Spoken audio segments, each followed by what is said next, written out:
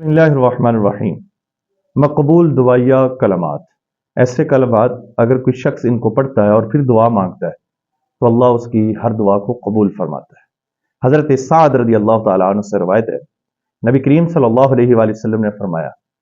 حضرت یونس علیہ السلام نے مچھلی کے پیٹ میں جب دعا مانگی تو یہ کلمات تھے، لا الہ الا انت سبحانک انی کنت من الظالمین۔ جو مسلمان ان کلمات کو پڑھ کر جو بھی دعا مانگتا ہے اللہ اس کو قبول فرماتا ہے، اور یہ ترمذی کے اندر حدیث موجود ہے۔ اور سعد بن ابی وقاص فرماتے ہیں، ہم سرکار کے پاس بیٹھے ہوئے تھے تو نبی کریم صلی اللہ علیہ وآلہ وسلم نے فرمایا، کیا تمہیں میں ایسے کلمات نہ سکھاؤں جن کے پڑھنے سے تمہاری مصیبت بلائیں دور ہو جاتی ہیں، تو اس سے اپنی دعا کو قبول کروایا کرو۔ تو صحابہ کرام فرماتے ہیں،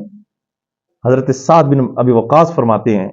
صحابہ میں سے کچھ صحابہ بولے یا رسول اللہ بالکل یہ بتانے چاہیے، تو سعد بن ابی وقاص رضی اللہ تعالیٰ عنہ عرض کرتے، حضور بالکل آپ بتائیں وہ کون سے کلمات ہیں؟ تو آپ نے فرمایا، لا الہ الا انت سبحانک انی کنت من الظالمین۔ اور حضرت سعد بن مالک رضی اللہ تعالیٰ عنہ سے روایت ہے، یہ جو حدیث ہے یہ مستدرک الحاکم کے اندر موجود ہے، اور یہ دوسری حدیث بھی اس کے اندر موجود ہے اسی کتاب کے اندر۔ حضرت سعد بن مالک رضی اللہ تعالیٰ عنہ سے روایت ہے کہ نبی کریم صلی اللہ علیہ وآلہ وسلم نے فرمایا، جو مسلمان اپنی بیماری کی حالت میں 40 مرتبہ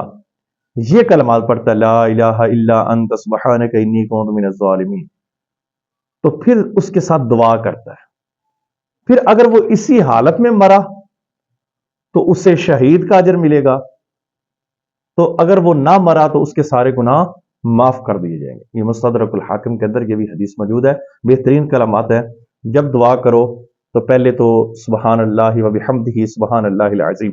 یہ کلمات پڑھیں، اس کے بعد یہ والی لا الہ الا انت سبحانک انی کنت من الظالمین، پھر جو بھی مانگو اللہ تعالیٰ آپ کی تمام دعاؤں کو شرف قبولیت سے نوازے گا۔